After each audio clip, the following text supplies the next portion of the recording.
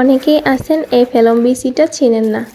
তো এগুলো হচ্ছে কক্সবাজার জেলায় চাষ হয়, আমরা কক্সবাজার জেলার মানুষ। তো এগুলো খেতে কিন্তু অনেক মজা হয় বোনা করে খেলে। সালামু আলাইকুম সবাইকে, আমি আবারও চলে আসলাম নতুন একটা রেসিপি নিয়ে। তো আজকে বোনা করতেছি হচ্ছে ফেলম বিচি। এগুলো প্রথমে আমি সারা রাত ভিজিয়ে রাখছিলাম, সারা রাত ভিজানোর পরে আমি সকালে সিদ্ধ করছিলাম, সিদ্ধ করে বোনা করতেছি আর কি, ভিডিওতে তো দেখতেই পাচ্ছেন।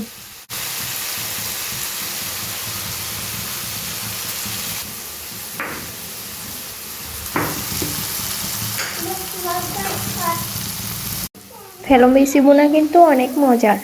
তো অনেকে কি করে জানেন, এদিকে তো অনেকে চাষ করে, আর যারা চাষ না করে তারা পারলে কিনে রেখে দেয়। রমজানে যে আমরা ছোলা মুড়ি খাই, ছোলা মুড়ির বদলে এই ফেলম বিচি বোনাটা করে খাই, ছোলার বদলে আর কি। অনেক টেস্ট।